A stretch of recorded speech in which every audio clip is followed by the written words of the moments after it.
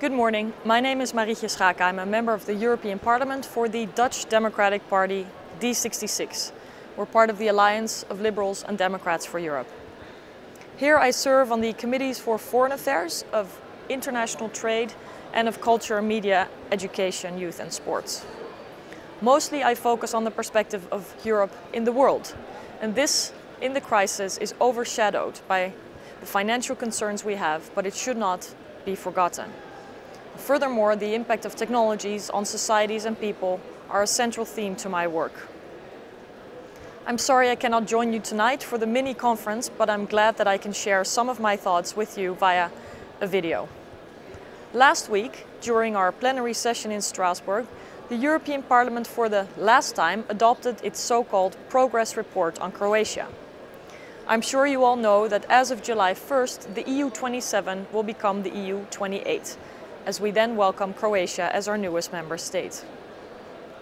The European Parliament has been closely involved in the accession process and uses this progress report to assess whether a country is on track in meeting the EU's accession criteria. Whether it respects the rule of law, elections take place freely and fairly, a market economy is developed, and in the case of Croatia, how the country has dealt with closing the darkest chapters of the war in the former Yugoslavia. In this way, the accession process is a period of transformation and adaptation. A country that seeks to join the EU has to reform, develop and cooperate to meet very demanding criteria. The EU helps to build institutions, they must improve governance, fight corruption and make sure that the democratic process is deeply rooted in society. A country has to absorb the complete EU's legal and regulatory body. We call this the acquis. The EU's enlargement policy is the prime manifestation of the EU's soft power and has contributed to stability and prosperity for many, many citizens in our neighborhood and now in the EU. And we should continue to work on this. Accession takes a lot of work and takes place along strict criteria. The Foreign Minister of Poland, now one of the most ambitious European member states, once recalled that accession has to be a national obsession to which all of society is committed. A candidate country has to comply with laws and standards included in 35 negotiation chapters, and only when all the boxes are ticked, a country can formally join. That is, only after the current members and the country's population have approved this accession. So the question is then, can we apply double standards for existing and future member states?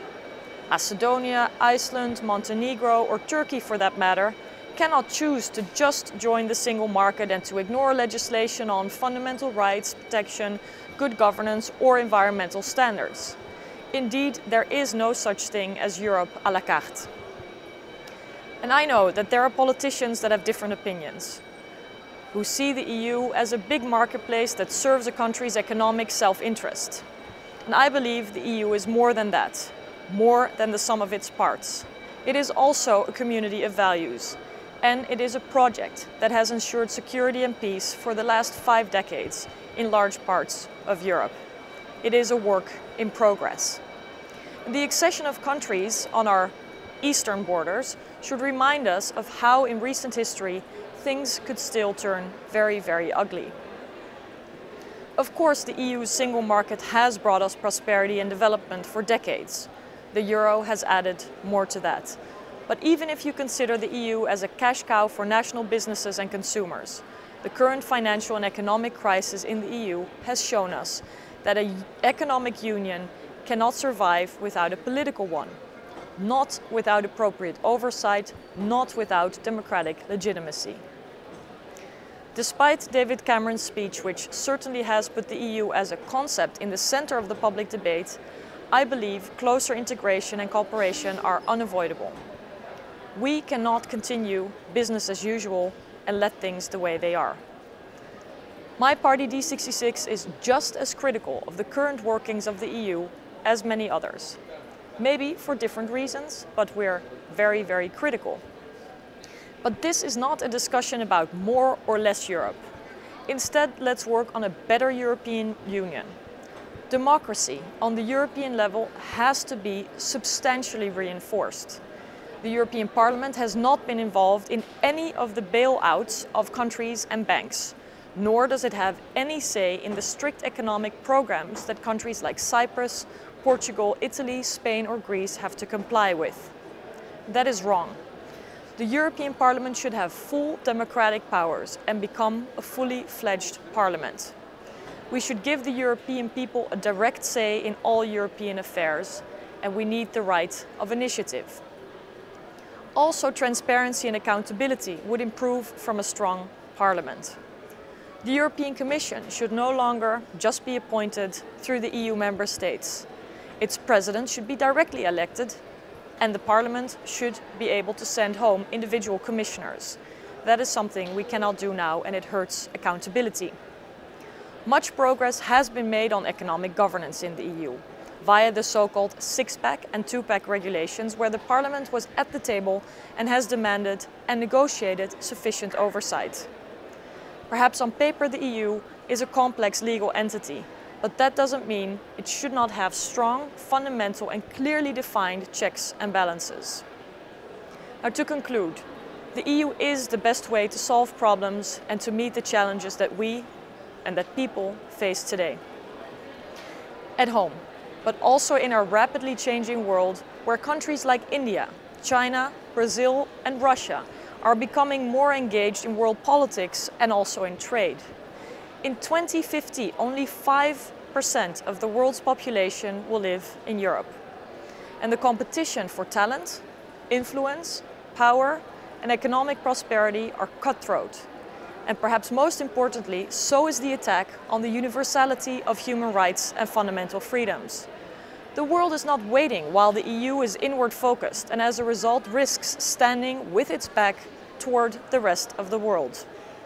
Additionally, the decisions that are made today to solve the economic crisis make the young generation in Europe pay a disproportionately high price. That is unacceptable and will lead to a trickle-down of problems for decades to come. The role that the EU plays in the world, in a rapidly changing world, should be the perspective which guides us in the urgency to move toward an effective, democratic union. And we cannot do that without democratic legitimacy and without the support from our people. But only as a bloc, built on equality and governed by open, transparent and democratic decision-making, the EU can act as a global player. We must address policies at the level where they are made, closest to people. Subsidiarity is important, and we cannot deny that an increasing amount of challenges we face exceed the level of a single nation state. This is not a choice, but a hard reality, something no one can opt out of. Instead, we must engage with ambition, and today we're failing to live up to that challenge. That is, I believe, the true European crisis. Thank you.